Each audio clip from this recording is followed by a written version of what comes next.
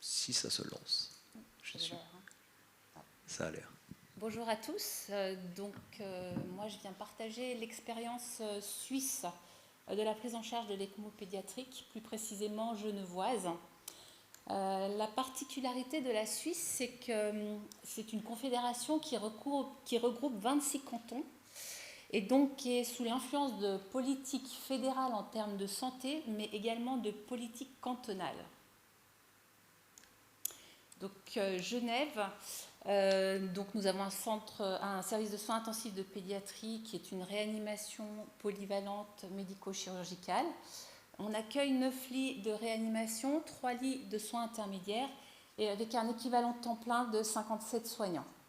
En 2022, nous avons réalisé 516 admissions avec un séjour moyen de 44,3 jours.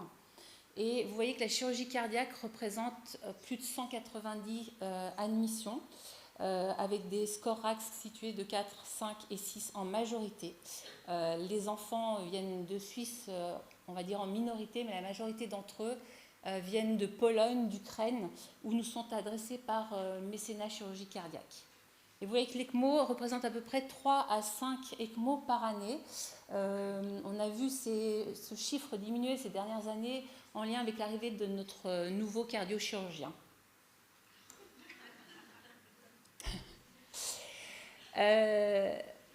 Genève a une situation privilégiée puisqu'on accueille en fait beaucoup de soignants qui viennent de pays, de nationalités différentes, mais également de formations initiales différentes. Donc la majorité sont en soins infirmiers et quelques-uns sont quelques-unes sont puéricultrices.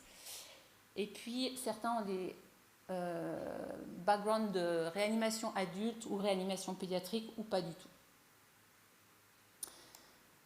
En Suisse, c'est la loi fédérale sur les professions de la santé qui encadre la formation des infirmières.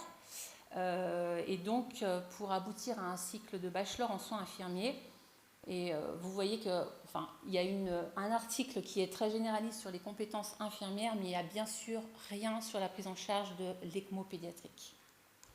Plus localement, donc sur la loi cantonale genevoise, on a un petit peu plus de précision sur les compétences, à savoir qu'on doit fournir des soins pour lesquels on a la formation et l'expérience nécessaires, et puis que si on n'a pas cette formation, on doit bien sûr s'adresser à des personnes plus compétentes.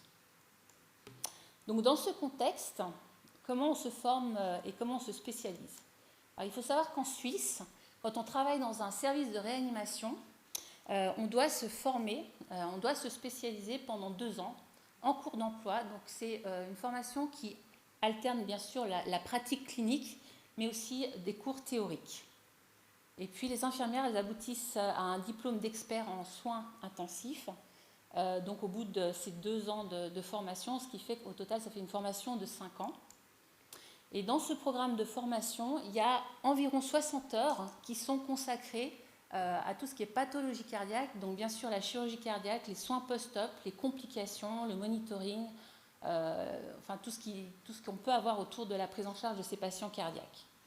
Et puis, à partir de la 2e année de formation, les infirmières peuvent prendre en charge des patients sous ECMO. Donc, dans cette formation, il y a une première formation initiale à l'ECMO qui alterne en fait des cours médicaux où on va reprendre les indications, les surveillances et les complications.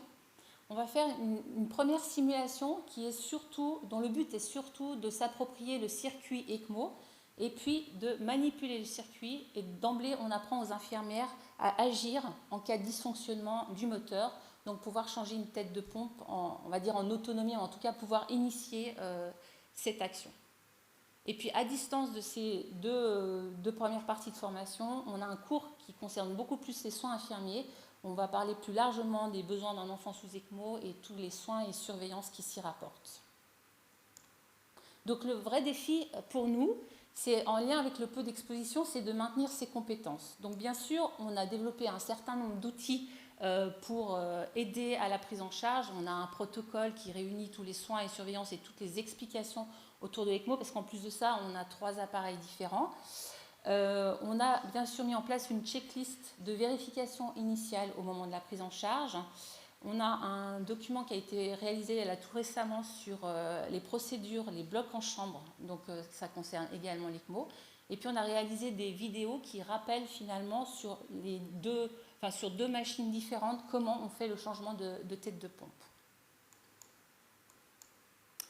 Et puis on a mis en place une formation continue 3 fois par année, et qui là, c'est une formation qui s'adresse à l'équipe médico-soignante, où finalement les soignants vont être exposés à peu près une fois tous les 2 ou 3 ans. Et cette formation, elle reprend le cours médical avec les indications, les surveillances et les complications. Il y a de nouveau un atelier pour remanipuler le matériel et assurer la prise en charge d'une dysfonction du moteur. Et puis l'après-midi est consacré à des simulations donc médico-soignantes et d'un niveau de complexité élevé. Alors, si je dois parler de responsabilité infirmière par rapport à la prise en charge de ces enfants sous ECMO, alors on est chanceux parce que nous, systématiquement, on a un ratio 1 pour 1. Pour un patient stable sous ECMO, on a une infirmière qui s'occupe du patient. Et si vraiment il est instable, on essaye de mettre 2 infirmières pour s'occuper du patient. Alors, pour illustrer mes propos sur la responsabilité infirmière, je vais prendre l'exemple de Camille. Camille est une infirmière qui a obtenu son diplôme d'experte en soins intensifs il y a à peu près une année. Et puis, elle va prendre en charge un patient sous ECMO. Ça fait 6 mois qu'elle n'a pas été exposée à l'ECMO. Ce patient, c'est Ulysse, un enfant de 8 mois qui a été opéré d'un VDDI et qui a fait un arrêt cardiaque post-dysfonctionnement de pacemaker et pour lequel il a été mis sous ECMO. Donc, d'une manière générale, Camille, elle va d'abord réaliser le contrôle de l'environnement pour assurer la sécurité et l'efficacité du traitement en cours. Donc, bien sûr, elle va contrôler tout ce qui est pour maintenir la perméabilité des voies aériennes supérieures, donc ventilation, aspiration. Elle va aussi contrôler son respirateur, savoir si les paramètres sont adaptés à l'enfant, s'ils correspondent à la prescription, si le patient est synchronisé avec le respirateur. Et puis, elle va réaliser aussi tout le check du monitoring pour être sûr que ces alarmes sont bien réglées. Et puis, recalculer ces calculs des médicaments qui sont en cours et réaliser un examen clinique initial. Plus spécifiquement par rapport à l'ECMO, sur la base de la checklist, elle va pouvoir réaliser tout le contrôle du circuit, de la console, des tuyaux, de l'oxygénateur. Et puis, surtout, repérer le moteur de secours pour se remémorer comment réaliser un changement de tête de pompe si jamais il y avait dysfonctionnement. On a également un protocole pour la gestion de l'anticoagulation, mais il n'est pas de la responsabilité des infirmières de l'utiliser, donc elles ne sont pas du tout autonomes pour ça, il reste la responsabilité médicale. Par rapport à l'hémodiafiltration, bien sûr, elle a la responsabilité du montage de la machine. Le branchement initial se fait normalement toujours en présence d'un perfusionniste. Et après, elle assure la surveillance et puis le traitement pendant le temps où il est nécessaire. Et enfin, quand on a un bloc en chambre, soit pour une révision de cicatrice, soit pour une sortie d'ECMO, elle a la responsabilité avec le médecin de réaliser l'anesthésie, l'antalgie, la réanimation médicamenteuse du patient. Donc en conclusion, on est un centre de chirurgie cardiaque, on opère des cas complexes, on a une faible exposition à l'ECMO, mais ceci nécessite des compétences et surtout un maintien des compétences qui nécessite qu'on développe des stratégies dont la formation continue fait partie, les outils d'aide à la prise en charge font partie et puis la simulation également. Je vous remercie.